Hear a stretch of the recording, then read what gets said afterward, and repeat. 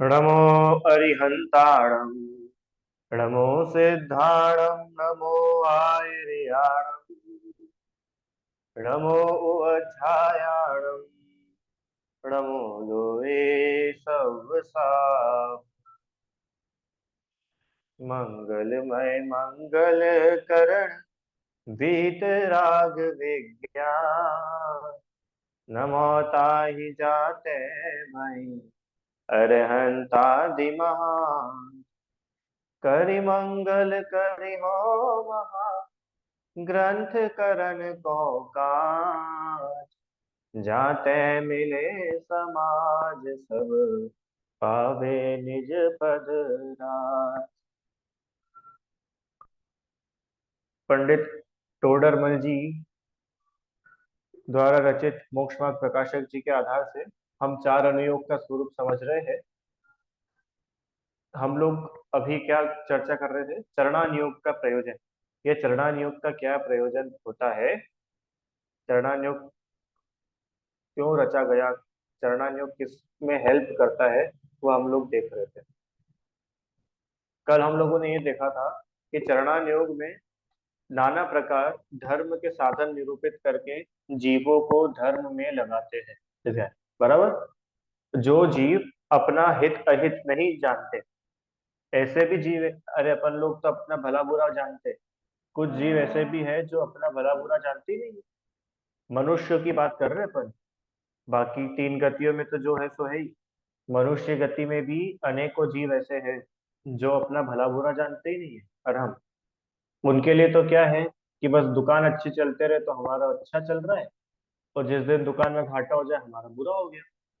जिस दिन जब तक खाने को मिल रहा है तब तक अच्छा चल रहा है, जिस दिन खाने को नहीं मिला उस दिन हमारा बुरा हो गया। तो जीव अपना हित अहित ही नहीं जानते, और जीवों को यही नहीं पता कि तुम इतनी हिंसा करोगे तो इसका फल तुमको कितना भयानक मिलेगा। नहीं जानते। अरे आप और हम लोग तो ये चीजें जानते हैं, समझते हैं। संसार में ऐसे अनेकों अनेकों जीव हैं दिव्यांश। क्या कि उनको ये पता ही नहीं है कि मुर्गे को काटने में पाप लगता है। उनको ये पता ही नहीं है कि अंडे खाने में कोई छोटा सा जीव मर जाता है, वो जीव जी सकता था। तो खा जाते हैं अंडा, वो शराब पी जाते हैं, वो मधुमक्खी का शहद खा जाते हैं, बहुत सारी चीजें कर लेते हैं अज्ञानता में। उनको पता ही नहीं है क्या सही है क्या गलत है। अनेकों जीव ऐसे हैं संसार में। आपको और हमको तो महाभाग्य से अपने संस्कारों में ही इतना अच्छा अच्छा मिल जाए दिव्यांश। सदाचार तो जैनी के संस्कारों में मिल जाता है, उसको सीखना नहीं पड़ता है। हमारे घर में, हमारे आसपास साधर्मियों से सीखने मिल जाता है अपने को। तो छोटे से बच्चा भी होता है ना, तो छोटे से बच्चे को भी सिखा देते हैं। अपने यहाँ पर क्या सिखाते हैं कि नीचे देख के चला करो, वो चींटी जा रही देखो, चींटी के ऊपर पैर नहीं रखना था। है कि नहीं? अरे कितने लोग तो मानने को तैयार नहीं कि ये पेड़ भी जीव है, तो पेड़ काट देते हैं। है ना? तो जो अपने हित अहित का विचार नहीं कर सकते, ऐसे अज्ञानी जीव पूरे समय हिंसा आदि पाप कार्यों में तत्पर रहते हैं। उसको समझ ही नहीं आता है झूठ बोलना गलत बात है, झूठ बोलना पाप है। कुछ लोग होते हैं जिनको बात बात में झूठ बोलने की आदत होती है दिव्यांश। जरा सी बात नहीं हुई कि झूठ बोला। चार दोस्त बातें कर रहे हैं, झूठ बोल दिया। कितने सारे टाइप के लोग होते हैं, जरा जरा सी बातों में झूठ बोल, छोटी छोटी चीजों में चोरी करते हैं।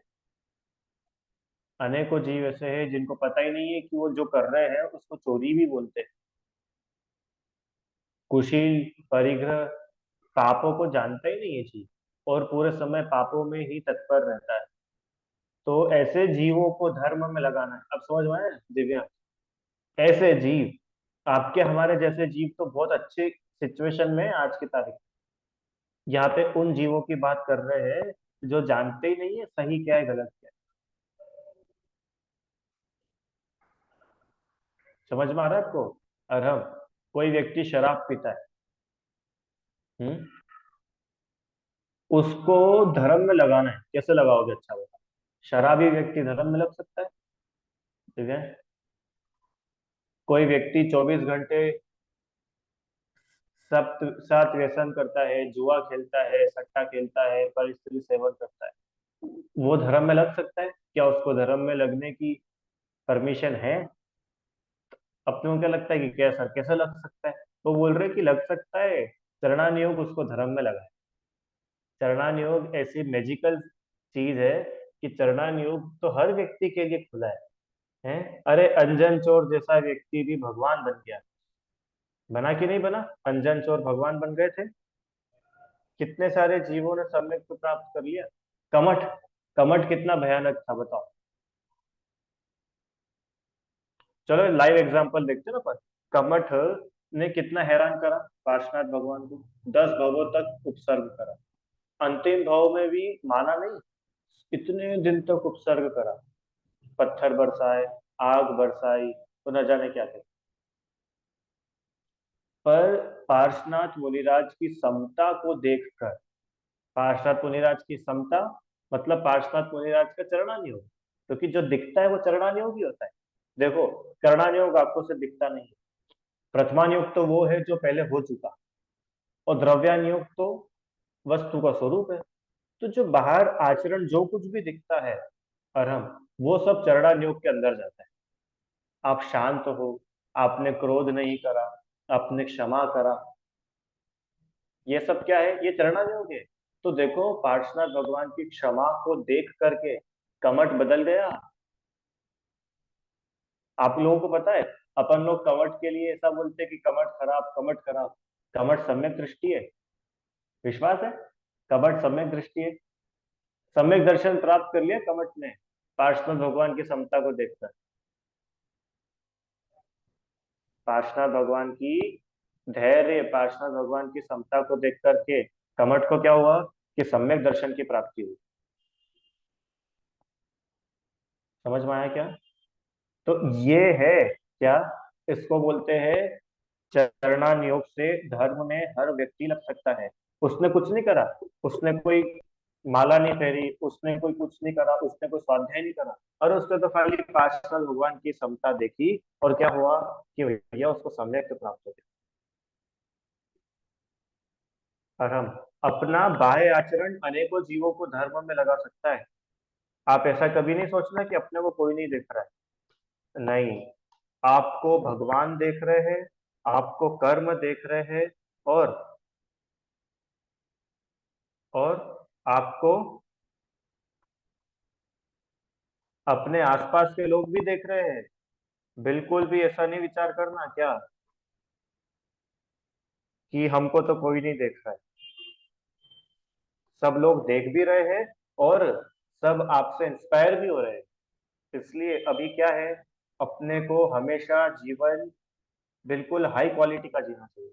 हमारा जो चरणान योग है, या यूं कहे हमारा जो आचरण है, बहुत अच्छा होना चाहिए। अरे आपको देख करके कौन व्यक्ति बदल जाएगा आपको पता नहीं। अरे कोई बदले नहीं बदले, अच्छे से रहने में आपको कुछ समस्या है क्या? अच्छे से रहो ना, क्षमा धारण करके रखो। क्यों? गुस्सा करने वाला व्यक्ति अच्छा लगता है कि क्षमा करने वाला व्यक्ति अच्छा लगता है बताओ? कि क्षमा करने वाला अच्छा लगता है। घमंडी व्यक्ति अच्छा लगता है कि निरभिमानी व्यक्ति अच्छा लगता है? तो ये सब तो गुण ही है ना। ये गुण अगर अपने में हो तो क्या समस्या है? देखो एक भक्ति पढ़ते हैं पर स्क्रीन पर दिख रही है। हाँ, चलो जूम करूँ क्या थोड़ा इसको? ठीक है, अभी दिख रहा होगा है ना? देखो, पार्श्व प्रभु तव दर्शन से मम मिथ्या दृष्टि पलाई। मेरा पार्श्व प्रभु अंतर में देता मुझे दिखाई। देखो क्या क्या चीजें लिखी इसमें। आत्म साधना देख कमठ भी प्रभु चरणों में नत था। आत्मबोध पाकर वह भी तो निज में हुआ विनत था। दूर हुए दुर्भाव विकारी, दुर्भाव विकारी सम्यक निधि उपजाई। मेरा पार्श्व प्रभु अंतर में देता मुझे दिखाई। क्या बोला कि भगवान की आत्म साधना को देखकर कमठ भी उनके चरणों में झुक गया। कौन कमठ? जो 10 भवों से उनको परेशान कर रहा था। पार्षद भगवान ने एक भी बार रिप्लाई नहीं किया। देखो Divyansh, no reply is the best reply. सुना है कि नहीं सुना है? No reply is the best reply. इसका मतलब कि आप किसी को मुंह से बोलने मत जाओ, आप तो अपना काम करो। आपको देख करके सामने वाला व्यक्ति बदलना होगा सो बदल जाए। श्रेणिक महाराज की कहानी सुनिए। श्रेणिक महाराज को क्या हुआ था कि यशोधर मुनिराज की समता को देख करके ही सम्यक प्रकट कर लिया। अरे समझ में आया कि नहीं आया? इसलिए इसलिए इसलिए क्या बोला कि इसके लिए हमें हमेशा हित अहित का विचार करते हुए हिंसादिक पाप कार्यों में लीन नहीं रहना। हिंसादिक पाप कार्यों को छोड़, और जिस प्रकार पाप कार्य को छोड़कर धर्म कार्य में लगे, उस प्रकार चरणायोग को उपदेश दिया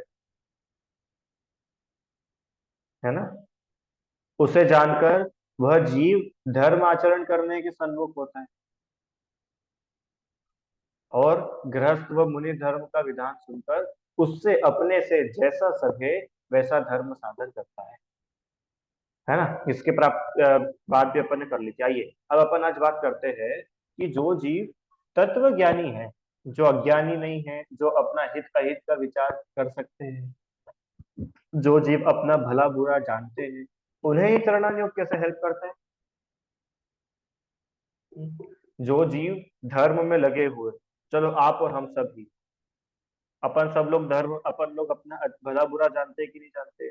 जानते हैं। अपन लोग पाप से बचना चाहते हैं कि नहीं? कि बचना चाहते हैं। अपन लोग पाप कम से कम करते हैं कि नहीं? कि जितना कम होता है अपन तो उतना ही कम करते हैं। तो अपन सब अच्छे से जानते हैं। तो अब अपने लिए चरणान योग कैसे हेल्प करें? हम अगर चरणान योग का स्वाध्याय करें, हम अगर चरणान योग का अभ्यास करें, तो ये चरणान योग अपने क्या काम आएगा वो बताते हैं। सुनना हो। तथा जो जीव तत्वज्ञानी होकर चरणान योग का अभ्यास करते हैं, उन्हें यह सर्व आचरण अपने वीतराग भाव के अनुसार भाषित होते हैं। एक देश व सर्वदेश वीतरागता होने पर ऐसी श्रावक दशा मुनि दशा होती है, क्योंकि इनके निमित्त नैमित्तिकपना पाया जाता है। ऐसा जानकर श्रावक व मुनि धर्म के विशेष पहचान कर जैसा अपना वीतराग भाव हुआ हो, वैसा अपने योग्य धर्म को साधते हैं। वहां जितने अंश में वीतरागता होती है उसे कार्यकारी जानते हैं, तो जितने अंश में राग रहता है उसे हे जानते हैं, और संपूर्ण वीतरागता को परम धर्म। क्या बोला कि जो जीव तत्वज्ञानी हो, अब जब वो चरणान योग का अभ्यास करता है, देखो अभ्यास मतलब पता है क्या होता है दिव्यांश? अभ्यास मतलब क्या होता है? रीड करना इज नॉट अभ्यास, प्रैक्टिस। तो प्रैक्टिस मतलब क्या? कि जो चरणान योग में लिखा हो, जो द्रव्यान योग में लिखा है, जो कोई से भी शास्त्र में लिखा है, उसको रीड करना नहीं। रीड करना मतलब अभ्यास नहीं, उसका आचरण करना, उस रूप जीवन बनाना, वो कहलाता है उसका अभ्यास। समझ में आया? जैसे मैंने पढ़ा कि किसी व्यक्ति टीचर की हंसी उड़ाने से ज्ञानावर्णी कर्म बनता है, तो ये मैंने पढ़ा। अब जब मेरे ऊपर टीचर की हंसी उड़ाने का कोई प्रसंग आया, उस समय मेरे को ये बात याद आई कि नहीं नहीं, टीचर की हंसी नहीं उड़ाना। क्यों? क्योंकि ज्ञानावर्णी कर्म बनता है, तो मैंने हंसी नहीं उड़ाई। तो ये हुआ मेरा अभ्यास। समझ में आया उदाहरण? और हम पढ़ना और अभ्यास ये दोनों अलग अलग चीजें हैं।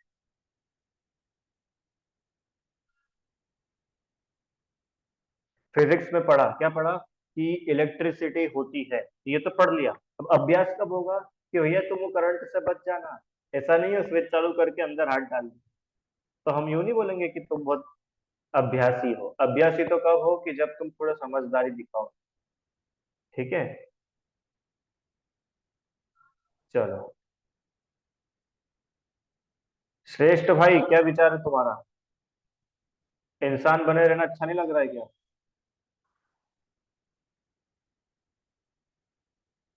हाँ, एक काम करते हैं, तुमको डालते हैं वेटिंग रूम में। नहीं, तुम्हारा वीडियो स्टॉप करते हैं ये बात। चलो, नेक्स्ट। अब जो जीव चरणान योग का अभ्यास करते हैं, उन्हें यह सर्व आचरण अपने वीतराग भाव के अनुसार भाषित होते हैं। माने चरणान योग में जितना भी आचरण बताया गया है, क्या क्या आचरण बताया गया है कि व्रत आदि करना, संयम से रहना, जीवों की रक्षा करना है, और रात्रि भोजन नहीं करना, और बहुत सारी चीजें बताइए। चरणान योग में तो सारी बातें हैं। अणुव्रत होना, महाव्रत होना, झूठ नहीं बोलना, चोरी नहीं करना, आदर्श जीवन होना, ये सारी बातें चरणान योग। अब जो जीव तत्व ज्ञानी है, उसको ये चरणान योग में जितने भी आचरण बताए गए हैं अरहम, वो सारे आचरण अपने वीतराग भाव के अनुसार भाषित होते। माने उसको अब ये चीजें समझ में आती है कि भाई मेरा कितना राग घटा है, अभी मैं कौन सी अवस्था में हूँ।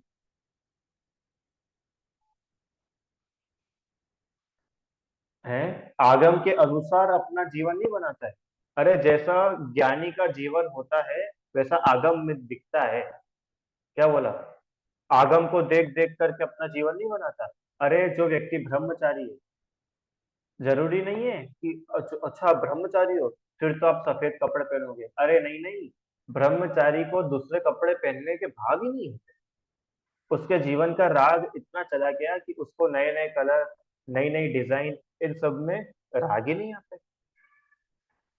तो वो जो उसके योग्य आचरण है, वो उसके अपने वीतराग भाव के अनुसार भाषित होता है। दिव्यांश समझ में आया? मतलब ये है कि सफेद कपड़े पहनने से ब्रह्मचारी, सिर मुंडा लेने से ब्रह्मचारी नहीं, ये ब्रह्मचारी की परिभाषा है। अरे ब्रह्मचारी अपने आत्मा के आनंद में ऐसा लीन रहता है कि उसको अन्य कोई विकल्प ही नहीं। अब कौन नए नए डिजाइन के कपड़े ले, हैं कौन अलग अलग कलर की चॉइस करे, फिर कौन उनको प्रेस करे, कौन उनको ड्राई क्लीन करे। इससे तो छुट्टी, अपन सफेद कपड़े पहने। देखो, बाकी के कलर्स में बहुत सारी चॉइस हो सकती है। ब्लू 10 टाइप के मिल जाएंगे, येलो 10 टाइप के मिल जाएंगे, पर व्हाइट तो व्हाइट ही रहेगा। कोई डिजाइन नहीं, कोई कलर नहीं, सादा सिंपल बढ़िया। समझ में आया? अब कौन बार बार बाल कटाए, कौन बार बार हेयर स्टाइल बनाए, कौन तेल रखे, कौन कंघी रखे, कौन कांच रखे, झंझट ही नहीं। क्यों? अपने पास इतना समय थोड़ी शरीर को देने के लिए। क्या करे कि भैया एक बार में सारे बाल साफ कर लिए, अब 3 महीने 4 महीने बाद में। तो ऐसा नहीं है कि ब्रह्मचारी है तो वो सिर मुंडाएगा। अरे उसके इतना राग ही नहीं बचता है। प्रीतिया की समझ में आ गई अपनी क्या बात चल रही है? कि शास्त्र में लिखा है इसलिए मैं करूं, शास्त्र में नहीं नहीं। अरे अपने अंदर वीतरागता इतनी बढ़ जाती है कि वो जैसा आचरण करता है, वो शास्त्र में मिल जाता है लिखा हुआ। आगे, एक देश वीतरागता होने पर, अब देखना मैं एक एक पॉइंट पढ़ता हूँ। एक देश वीतरागता होने पर श्रावक दशा होती है, और सर्वदेश वीतरागता होने पर मुनि दशा होती है। एक देश मतलब पार्शियल वितरागता, जो अपन पढ़ चुके अभी कर्म में, कि अनंतानुबंधी अप्रत्यक्षानावरण कषाय के अभाव में एक देश वितरागता होती है, और अनंतानुबंधी अप्रत्यक्षानावरण और प्रत्यक्षानावरण, इन तीनों कषाय के अभाव में सर्वदेश वितरागता होती है। हालांकि संजुलन कषाय संबंधी राग शेष रहता है, पर फिर भी मुनि राजों में और श्रावकों में क्या अंतर है कि मुनि राजों की वीतरागता अधिक पाई जाती है। अब एक ध्यान से एक बात सुनना देगा। वीतरागता आत्मा का भाव है कि बाहर की क्रियाओं का भाव है? बताओ। वीतरागता आत्मा का स्वभाव मतलब आत्मा का गुण है कि बाह्य क्रियाओं का गुण है, या यूं कहे वीतरागता आत्मा में समझ में आती है कि शरीर में समझ में आती है? कि वीतरागता तो आत्मा का गुण है, शरीर का गुण नहीं है वीतरागता। पर आगे क्या लिखा है कि इनमें निमित्त नैमित्तिकपना पाया जाता है। निमित्त नैमित्तिकपना मतलब कि जैसी वीतरागता अंदर में होगी वैसा ही बाहर आचरण दिखेगा। जो व्यक्ति अधिक वीतरागी है, ज्यादा वीतरागी कोई जीव है, तो उसका आचरण भी वैसा ही दिखेगा। कोई व्यक्ति का राग थोड़ा सा कम, मतलब कोई व्यक्ति का की वीतरागता थोड़ी कम हो तो उसका आचरण वैसा दिखेगा। वीतरागता का संबंध शरीर से नहीं है, पर निमित्त नैमित्तिकपना है। निमित्त नैमित्तिकपना समझ में आया ना? अपन ने एक एग्जांपल लिया था कि सूर्य का उदय होगा तो कमल का फूल खिल जाएगा, और सूर्य अस्त होगा तो कमल का फूल बंद हो जाएगा। सर्वज्ञ पता है आपको? आपने कमल देखा है? कमल इंग्लिश में क्या बोलते हैं कमल को? रोज की लोटस, लोटस, है ना? मैं बचपन में बहुत कंफ्यूज होता था दोनों में, अभी भी कभी कभी हो जाता हूँ। रोज की लोटस की लोटस, ठीक है। तो आपने लोटस देखा है? कहाँ पे होता है लोटस? तालाब में।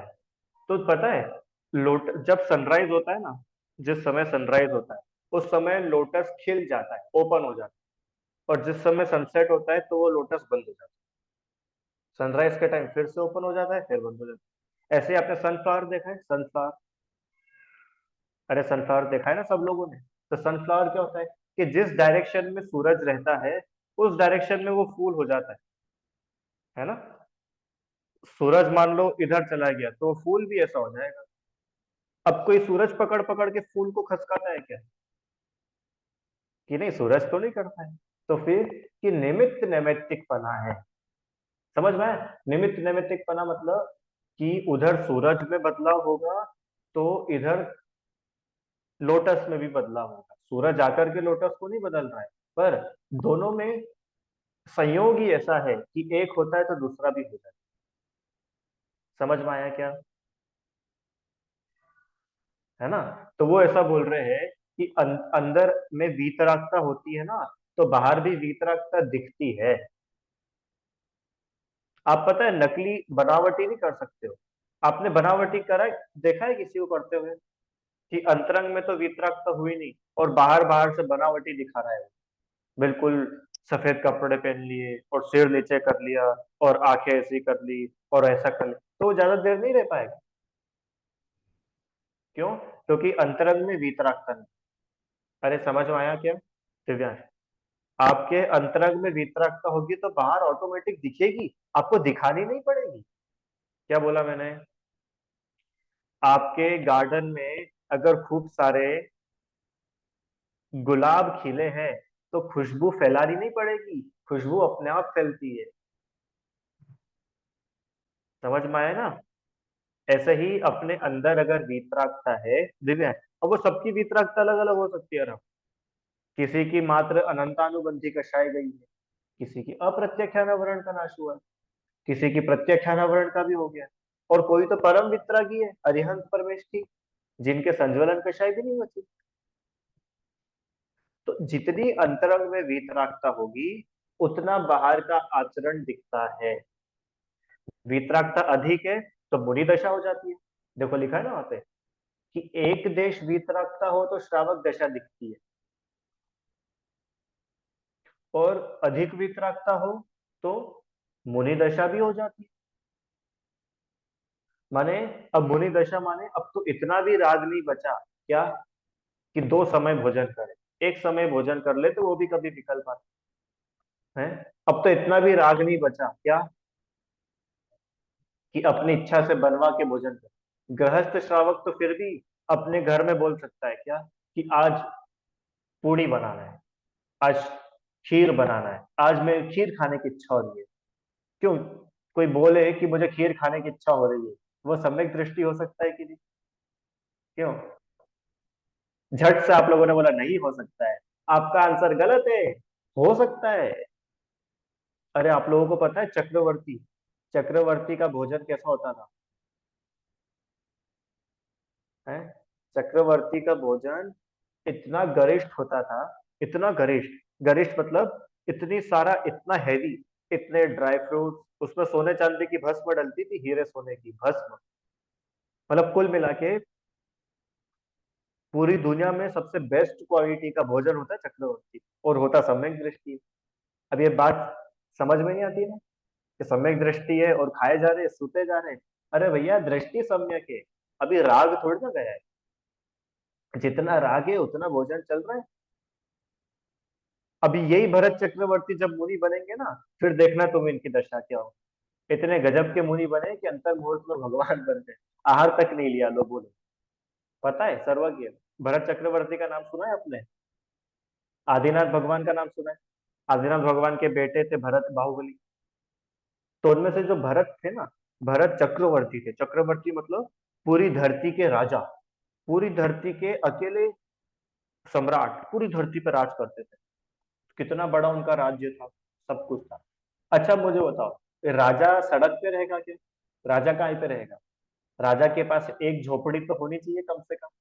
कि अरे भाई, राजा है राजा, राजा के पास तो महल होगा। और पूरी दुनिया का एक राजा, तो उसका महल कितना बड़ा, है ना? समझ रहे हो ना? पूरी दुनिया का कोई एक राजा हो तो उसके पास कितने सारा सोना चांदी, कितना बड़ा महल, कितनी बड़ी सेना, सब कुछ होगा उसके पास। वो जीव मुनि बना तो with in with in 48 minutes उन्हें केवल ज्ञान हो गया। माने आहार लेने तक नहीं गए, अरे आहार का विकल्प भी नहीं आया, ऐसी वीतरागता आई। और जिस समय राग था, उस समय सारा वैभव भी दिख रहा था। ये बिल्कुल बहुत अलग चीज है। अपन क्या होता है कि झट से सम्यक दृष्टि है, इसका मतलब ये तो बहुत अलग होगा। अरे, दृष्टि अलग है, यहाँ पे राग की बात चल रही है। आपको डिफरेंस समझ में आ रहा है क्या? और हम देखो, ये जो सम्यक दर्शन होता है ना, सम्यक दर्शन, थोड़ा सा अगर टेक्निकल बात करूं, तो ये दर्शन मोहनी कर्म के अभाव से होता है। और जितना भी बाहर की क्रिया, बाहर का राग दिखता है ना, ये चारित्र मोहनी कर्म का काम। दोनों डिपार्टमेंट ही अलग अलग है। अब ये तो ऐसी बात हो गई कि बड़े बच्चे ने खाना खा लिया और छोटा बच्चा खाने के लिए क्यों बोल रहा है? अरे भैया, दोनों डिपार्टमेंट अलग अलग है। समझ में आया? कौन है दोनों बहन, नीरल और अनाया? ऐसा ही होता है क्या तुम दोनों के साथ में? बड़ी बहन खाना खा लेती तो छोटी का पेट भर जाता है क्या? कि नहीं, ऐसा थोड़ी होता है। ऐसा ही, दर्शन मोहनी का नाश हो गया तो चारित्र मोहनी अभी है। तुम जल्दबाजी मत करो। अरम, अब देखो गजब की बात, नेमिनाथ। नेमिनाथ भगवान की कहानी सुनी है आप लोगों ने? दिव्यांश, नेमिनाथ भगवान तीर्थंकर थे, जन्म से ही शाही सम्यक दृष्टि, मैंने सम्यक दृष्टि थे। उसके बाद भी उनको शादी करने का विकल्प आया। ठीक है, मतलब सौरभ भैया सुनना, उनको इतना राग था अंदर में कि शादी करना है। ये राग था ना अंदर, जब भी तो शादी के लिए जूनागढ़ गई बारात, राजुल से सब बात पक्की हुई और बारात वहां तक गई। अब देखो, अब जिस समय वैराग्य आया ना, तो फिर तो ऐसा गजब का वैराग्य आया कि बारात से लौट करके आ गए। ऐसा भी नहीं सोचा कि यार चलो, बारात तक निकल तो गई, अब शादी कर लेते, कल सुबह चल जाएंगे। नहीं, जिसके अंतरंग में वैराग्य होता है, उसको बाहर दिखावा नहीं करना पड़ता। हाँ, उसके बाहर की क्रिया जितना अंदर में वैराग्य होगा उसके अनुसार होती जाती है। जिसका जितना वैराग्य अंदर में होगा, जितनी वीतरागता अंतरंग में होगी, दिव्यांश, उतनी उसका बाहर का आचरण दिखेगा। जम्बू स्वामी की कहानी किस किस को पता है? हाथ खड़ा करना। जम्बू स्वामी कहाँ से मोक्ष गए? मथुरा से। मथुरा 84 बोलते हैं ना अपन, मथुरा से मोक्ष गए। जम्बू स्वामी की स्टोरी पता है?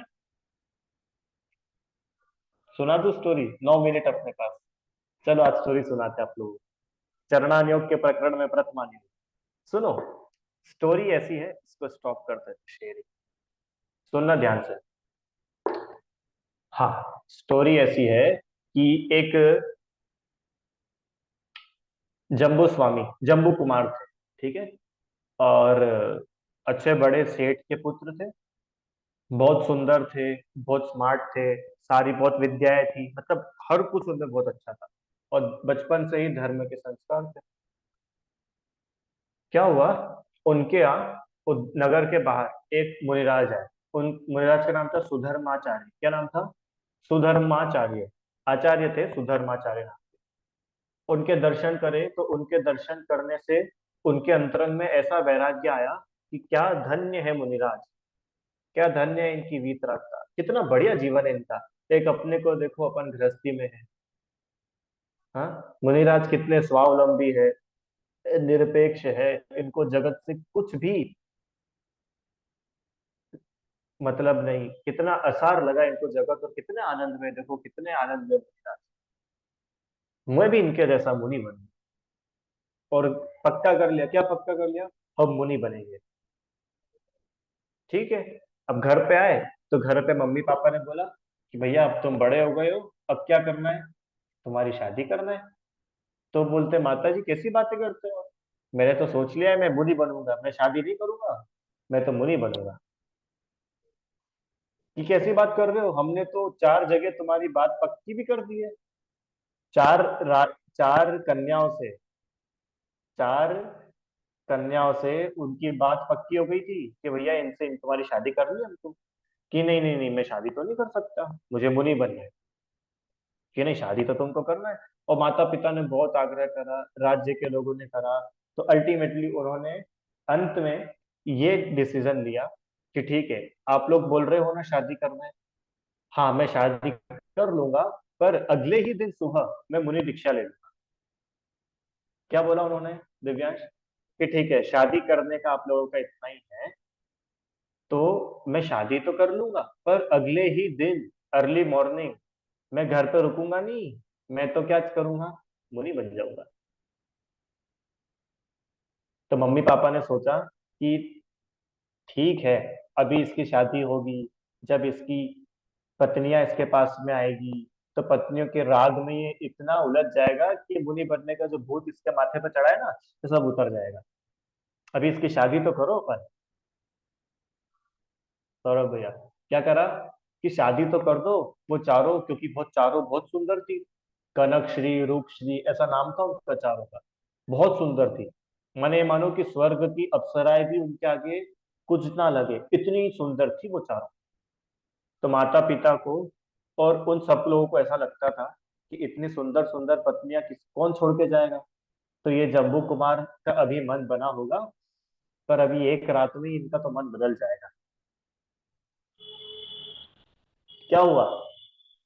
शादी हो गई। फिर क्या हुआ कि रात में कमरे में बैठे थे कौन? कि जम्बू कुमार और चारों पत्नी। और जम्बू स्वामी कैसे बैठे थे? सामायिक में जैसे कोई बैठते ना, बिल्कुल एकदम स्ट्रेट होकर के, हाथ पे हाथ रख के बैठे। चारों पत्नियां खूब सज धज करके तैयार होकर के कमरे में आई, है ना। और उन्होंने देखा, क्या देखा? कि भैया अपनी तो अभी शादी हुई है, हम तो सोच रहे थे कि इनसे कुछ बातें होगी, और ये तो हाथ पे हाथ धर के बिल्कुल आंखें बंद करके बैठे हैं।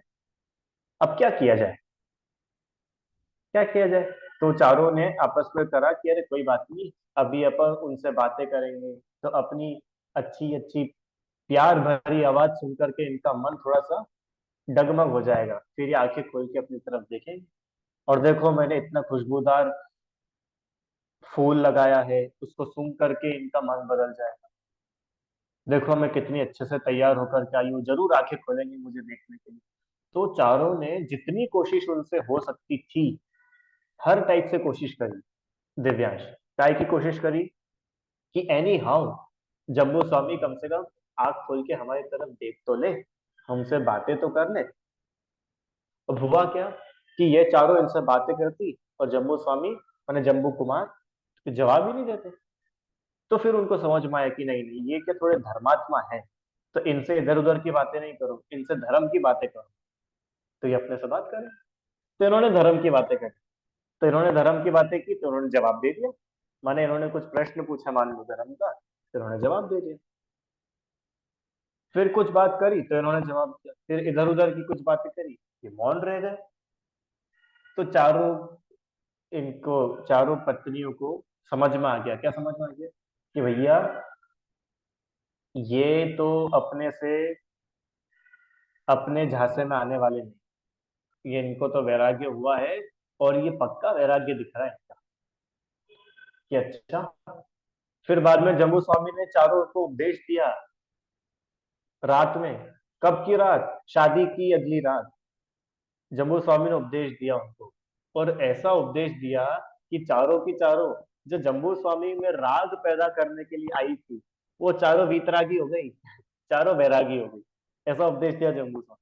ठीक है। तो अब एक जम्बू कुमार और चार ये कितने हो गए? पांच। माने अगले दिन सुबह दीक्षा लेने वाले अब एक की जगह पांच हो गए। ठीक है। अब क्या हुआ कि जो जम्बू कुमार थे ना, ये नगर के बहुत बड़े सेठ के बेटे थे, दिव्या। और बहुत बड़े राजा के बाद में अगला नंबर इनका ही था। इतने धनवान थे।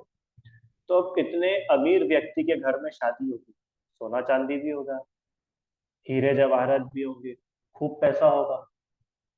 तो इनके यहाँ पे चोर आए। तो कितने चोर आए? 500, 500 चोर चोरी करना आए थे इनके घर में। सोचो, एक आध चोर चोरी करना था, मतलब थोड़ा बहुत सामान होगा। कितना ज्यादा सामान इनके घर में होगा कि 500 चोरों को आना पड़ेगा। ठीक है।